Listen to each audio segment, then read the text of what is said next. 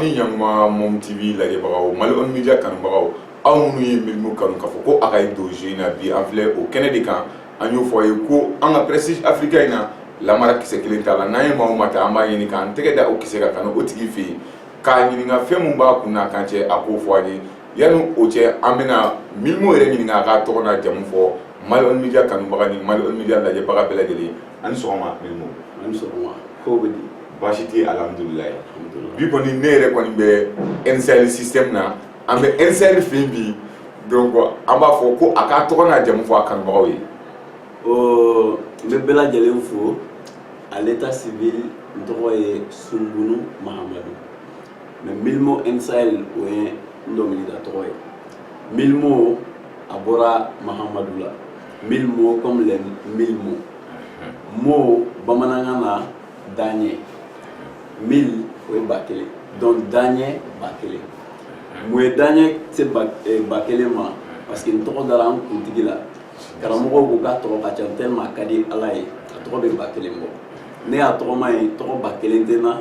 na Daniel bakele mi mulu ka voilà awgere ni mais nous yo fo ko aussi ni misa anga émission la ki kay na no précis africain amena ni ngal damné 600 milmo anya yi e ka dongli dawla i ka dongli daw kono Mali kono i ɲɔgɔn man can o tɛ k'i tanu kan bi bara bi o tɛ ka fɛn f'i ye mun tɛ tiɲɛ nka e ka dongli hali cɛkɔrɔbaw b'a lamɛn maakɔrɔbaw la b'a lamɛn parce que an y'a ye arabu bɛ kusi dɔ de bolo mais e ka arabu a tɛ kusi kelen bolo cɛkɔrɔbaw b'a lamɛn musokɔrɔbaw b'a lamɛn denmisɛnninw b'a lamɛn e ka inspiration mun ye bila o kɛlɛ in na. o question diyara n ye kosɛbɛ ni mɔgɔ minnu musiki ni ko ari yɛrɛ o ye seko ani dɔnko ye musiki o y'a dɔnkilida bolo ye ni ko rapu o ye fɛn dɔ ye anw ka dugu la an tun tɛ min si dɔn rapu yɛrɛ ye fɛn RAP a bɔra min États-Unis R comme revolution, A comme African, P comme people, donc revolution of African people. Bon an y'a ye o bɔra min Africain minnu sanna minnu taara farafinna ka t'u feere Amérique waati sera olu de kɛlɛ wuli jɔyɔrɔ t'u bolo Amérique droit de vote tɛ yen donc diminué u bɛ dɔnkili minnu bɔ k'u ka colère dégager o de welela ko revolution of African people donc arabu wulila o wagati de mais olu ka combat kun ye ka place sɔrɔ mais an bɛ tɛgɛrɛ fo k'u ye place sɔrɔ parce que an bɛ don min na i ko bi Barack Obama tɛmɛna sisan o kun ye noir de donc arabu ye kɛlɛ abouti ye mais anw fɛ yan an ɲɛ bɔra a fɛ n'an ko an b'a ta yan nɔ an bɛ taa n'a ye cogo fana la cogo min na a bɛ se ka bɛn ni an ka valeur culturelle n'o y'an ka tabiyaw ye a n'an danbew donc o de kama ne y'a choisi c'est vrai arabu bɔra Amérique mais n bɛna mun de k'a la Afrique yan donc o de la n y'a jateminɛ rappeur dɔw bɛ yen caman couche caman tɛmɛna an bɛ 5e génération na wagati dɔw tɛmɛna 95 a daminɛra kan depuis a tɔgɔ kɔrɔbalenbaw les King Masasi les Raba Boys les Auto Boys kana Tatapam Fangafin kana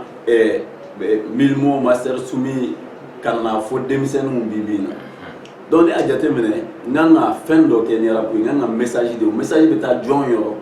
denmisɛnninw c'est un mouvement juvénile n'i bɛ fɛ ka ci di denmisɛnninw ma parce que ni mɔgɔ min ko sini ɲɛsigi a tɛ se ka kɛ ni denmisɛnninw tɛ donc an bɛ ci di denmisɛnninw ma an b'olu de dilan olu dilanni de senfɛ o de la n ye arabu choisi pour que denmisɛnninw u dɔnkɛtɔ kana kɛ dɔnkɛfu dɔrɔn ye mais u dɔnkɛtɔ hali u dɔnkɛtɔ ka message dɔ sɔrɔ qui est positif min b'u dɛmɛ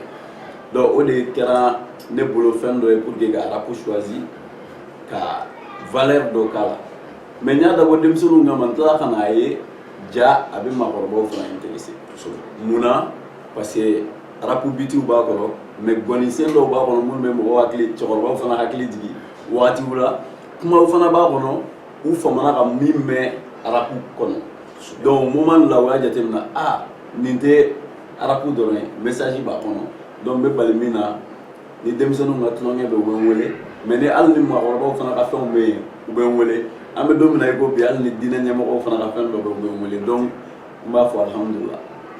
Ko mɛ dan ye mɛtigila ye bi an bɛ ka minɛ a tigi yɛrɛ da kɔnɔ n'u y'o fɔ min m'o kɛra maa ye maa min ni ne yɛrɛ y'a kanu kosɛbɛ ka d'a kan a ka dɔnkili dɔ bɛ yen bi n b'o fɔ a ye n'o ye Ziri ye Ebola kan ale sensibilisation kɛra 1000 mais a ka dɔnkili kelen an taara tugudaw la hali tugudala mɔgɔw y'a bato k'u tɛgɛ ko ka sɔrɔ a ma kɛ wajibi ye an m'an sese ka taa dɔnkili filanan na ɲininkali filanan na nin waati komi an bɛ Milmo bara ne yɛrɛ na kɛ dɔnkilidala ye ko e Milmo i selen don i yɛrɛ la i kunun don i yɛrɛ la an ye ɲininkaliw misɛnninw caman k'i kɔ sanga ni tɔgɔ min b'i la i ye nanzarala taga jama mun kɛ ni a kun danna i kelen ma n'i kun tɛ miiri jamana la fiyewu i kun bɛ dan ye an y'i terikɛ kilipu dɔw kɛ Ameriki ni ne yɛrɛ ye yen sɔrɔ ne na ɲininkali in bila mais e seginna ka na o bɛɛ n'a ta i kun n'i yɛrɛ la i t'i yɛrɛ bonya mɔgɔ ma i majigin n'o bɛɛ ye o bɔra min. Bon ne bolo français bɛ fɛn dɔw fɔ u b'a fɔ ko chacun est l'image de sa famille. Bon n t'a fɔ minnu ma lamara k'a fɔ ko o ye parce que i bɛ famille lamaralen dɔw fana ye den lamarabali dɔ bɛ bɔ a kɔnɔna la mais mɔgɔ i ka fɛn bɛɛ i yɛrɛ ye. Bon ne bolo yɛrɛdɔn tɛ dɔwɛrɛ ye yɛrɛdɔn fɔlɔfɔlɔ o ye k'a dɔn n bɛ diɲɛ kɔnɔ mun na yɛrɛdɔn ye ala dɔn ye fɔlɔ parce que ni ye ala dɔn i b'a dɔn k'a fɔ ko fɛn dɔ de y'i dan mais yɛrɛdɔn base filanan min ye base o ye jumɛn ye o ye k'a dɔn ne yɛrɛ ye jɔn ye est ce que ne kan ka nin kɛ n bɔra famille min na est ce que o bɛ n permet ka nin kɛ objectif jumɛn min na o de ye yɛrɛdɔn ye donc n'i y'o dɔn i kɛra baara o baara la i b'o kɛ ka ɲɛ i kɛra fɛn o fɛn na hali n'i kɛra tulonkɛ la parce que tulonkɛ o tulonkɛ bɛ yen ni sɛbɛ t'a kɔnɔ o tɛ tulonkɛ ye sɛbɛ o sɛbɛ fana bɛ yen ni tulonkɛ dɔnni t'a kɔnɔ o tɛ diya donc il faut connaître tout ça ne bolo ne ye Milmo i n'a fɔ n bɛ n tɔgɔ in défini cogo min 1000 n'i ko i b'a sɛbɛn i bɛ 1 kɛ ka 0 saba kɛ mais 1000 in ye ne tɔgɔ ye 1 plus 3 0 mais i ka essayer ka 0 saba in bɔ a kɔfɛ ba ye n bɛ to n kelen donc ne tɛ se ka n yɛrɛ bonya mɔgɔ si ma 0 saba in dɛ olu de ye n ka faniw ye parce que olu de ye n'i y'a ye Milmo ye c'est grâce à eux donc au delà mɔgɔ min b'i ladumuni ka n'o tɛgɛ k'i mɔgɔ min b'i ladumuni ka n'o tɛgɛ k'i faniw de b'i kɛ fɛn bɛɛ ye i kanubagaw e bɛ ka dɔnkili da mɔgɔ minnu kama i tilala k'i kunkolo kɔrɔta olu ye franchement i b'o k'i yɛrɛ de la donc o de la ne bolo n tɛ se ka n yɛrɛ ma dege a la parce que depuis ala k'an da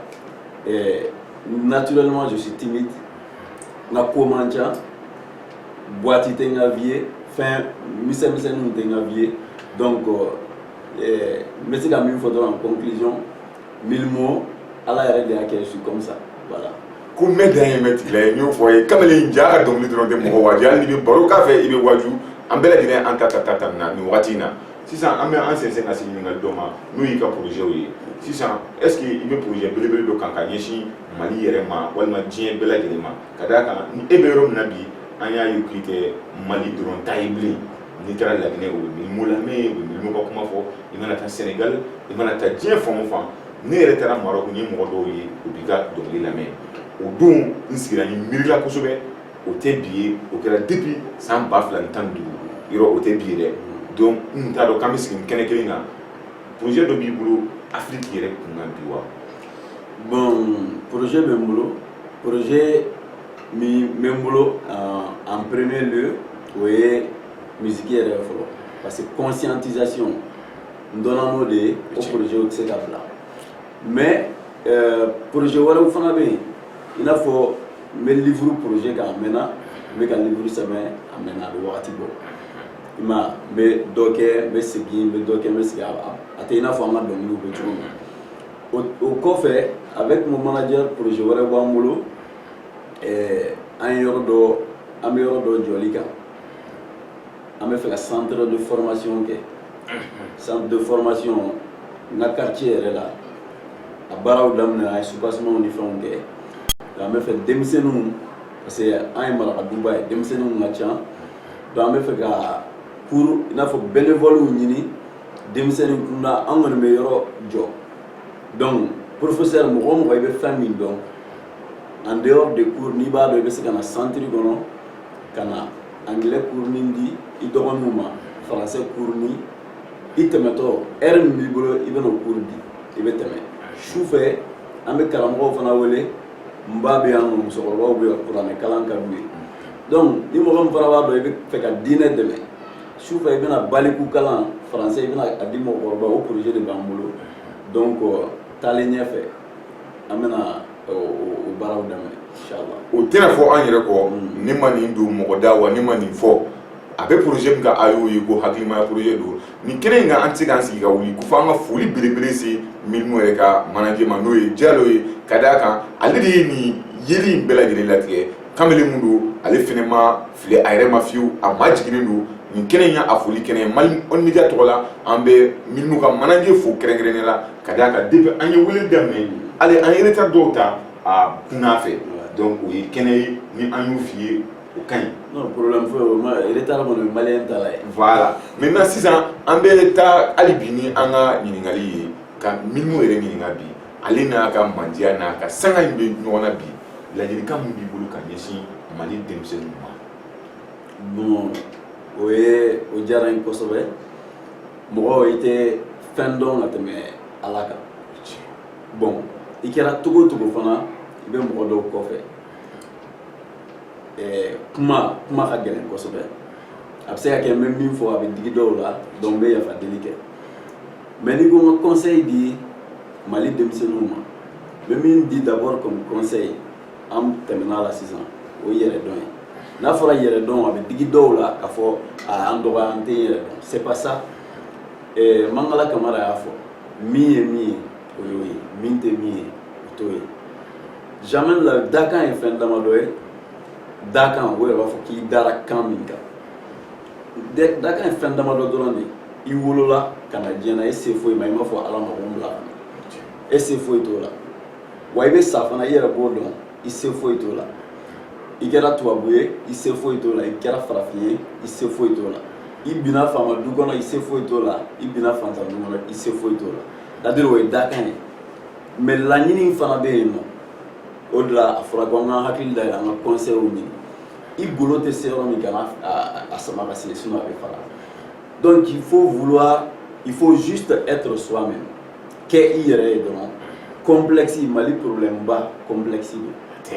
complexe a bɛ se ka kɛ ne tɛ joint depuis n fitinin tɛ joint min mais n cousin dɔ bɛ bɔ Faransi dɔrɔn an sɔnnen don Faransilakaw ye an bɔra ka taa boîte la ɲɛ bɛ sitinin dɔ b'o bolo ou bien jeune dɔ u b'a fɔ ko ah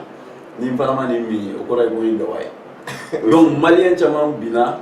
dulɔ ni drogue ni fɛn kirikaraw kɔnɔ o dɔrɔn sababuya la i bɛ taa ni maliyɛn de boîte kɔnɔ boîte kura dayɛlɛnna su in na a sigilen b'a kɔnɔ a tɛ fɛ a ka dɔn k'a fɔ ko nin y'ale siɲɛ fɔlɔ y'a kɔnɔ donc an k'a dɔn k'a fɔ complexe tɛ foyi dilan mɔgɔ mɔgɔ i complexe la hali baara i bɛ baara woloma n'i ye Mali ye dingɛ kɔnɔ yan parce que an bannen don baara bɛɛ ma fo an sagona baara donc n ka conseil di ta jeunesse ma o ye k'i yɛrɛ ye kana maloya n'i yɛrɛ kana maloya n'i fa ye kana maloya n'i ba ye kana maloya n'i ka condition ye i bɛ se min na i bɛ se o de la wa i bɛ se min na o de bɛ se ka wari d'i ma donc an ka kɛ an yɛrɛ ye ni an y'o sɔrɔ baarako kalanko foyi tɛ gɛlɛya an ma o de bɛ ka an cari hali arabuw kɔnɔna la an ye denmisɛnninw ye kan sugu bɛɛ bɛ ka fɔ arabuw kɔnɔ kosɛbɛ an ɲɛ bɛ parents na u ɲɛ bɛ denw na u bɛ ka ko sugu bɛɛ mais mɔgɔ si tɛ kuma parce que bɛɛ ko ko wari b'a kɔfɛ donc wari tɛ hadamadenya ye wari an yɛrɛ b'a fɔ ko an bɛ dugawu kɛ ko Ala k'an kisi sitanɛ ma mɔgɔw b'a fɔ hali ni ne bolo dugawu ɲɛnaman tɛ o dugawu man ka fɔ Ala k'an kisi sitanɛ ma parce que ni i ko bi bi in na Ala k'i kisi sitanɛ ma wari ye sitanɛ ye i tɛ wari sɔrɔ ni ko Ala k'i kisi sitanɛ ma muso ye sitanɛ ni ye cɛ gana ye i tɛ dɔ sɔrɔ donc an bɛ dugawu de kɛ Ala k'an kisi sitanɛ basi ma donc hali ni ye wari sɔrɔ a sitanɛma yɔrɔ e bɛ kisi o ma n'i ye muso sɔrɔ a sitanɛma yɔrɔ e bɛ kisi o ma donc conseil kelen an ka jamana kanu jamana tɛ kɛ foyi ye jamanadenw kɔ wa an ye denmisɛnnin ye bi o kɔrɔ tɛ k'an ka temps bɛɛ kɛ tulonkɛ la parce que sini bɛ k'an kɔnɔ anw de ye sini maakɔrɔbaw o ye ne ka conseil ye voilà. n ko n'i ye kamalen ka kuma ta a bɛ se ka kɛ dɔnkili ye anw yɛrɛ na nin lajɛ k'an ta tɔmɔta tɔmɔni na Milimo an bɛ kuma laban min d'i ma nin waati in na yanni ne yɛrɛ ka système NCL kɛ bi n y'o fɔ a ye n ko ne bɛ bi maraka du kɔnɔ ne yɛrɛ kɛra NCL fan belebele dɔ ye folikan min bɛ ka se i ka fanu ma. Folikan belebele an bɛ barikada kɛ Ala yɛrɛ ka taga Ala yɛrɛ ma fɔlɔ parce que n'i y'a ye Milimo nana ɲininka Ala de sɔnna a ma donc n'i ye Milimo ye yan bi fana k'a fɔ n bɛ ka kuma c'est grâce aux fans parce que ñe fam mi a jaarolu de ni ñe fans club chaman so donc foli belebele be di fanu yere ma folo alsa uga blu kuna milmo do na mili ni zoro sababu ko fa to en kelen se ka foike donc am ko be do wala alsa milmo be to milmo yala wa baraw damne ra tugomi conseil di ambadi wa mal u kana rumeur wala me rumeur ni rumeur la me ma fo mo kana rumeur mais ni rumeur la me rumeur sege ah c'est vrai rumeur min dira karsama avec sega ke mais mi yara fana rumeur imbla intérêt du même batigi fana kanina donc mo ka o jete ni rumeur yi do ni ngali ya boro e mu ne intérêt du même ni tigi bolo kan ni karsa waiba donc ni miri lo la iba ye ka foko ah c'est vrai karsa sega ni me jonga karsa fana la muna e ni mbla ese sega ke galo rumeur de kelno ga mali yara churo ñu de la ka fali nga concert ke ni problème mali kono rumeur donc an ko si rumeur la fanu alsa me ñogo mulu inside ñu foye ko kamle ko mena mu fo awyibi o ambe wati mina eko bi ambe milmo bara an nana yoro mina o prestige africa concours ayo foye ko awshikana mo shika kuma lame ko akona rumeur lame o woro la an nebe ñogo soro kele klina kada ka ne di la ka émission spéciale doke awre a vidéo ba aw chamangulu ngwa mangu fɛn fɛn bɛ kɛ Mali kɔnɔ aw ka da la k'a fɔ ko rumeur de b'a kɛ an bɛ wagati min na an ka foli bɛ se an ka Mali On Media kanubaga bɛɛ lajɛlen ma aw minnu bɛ ka an lajɛ aw minnu votera Milmo ye aw k'an bɛn diɲɛ wagati wɛrɛ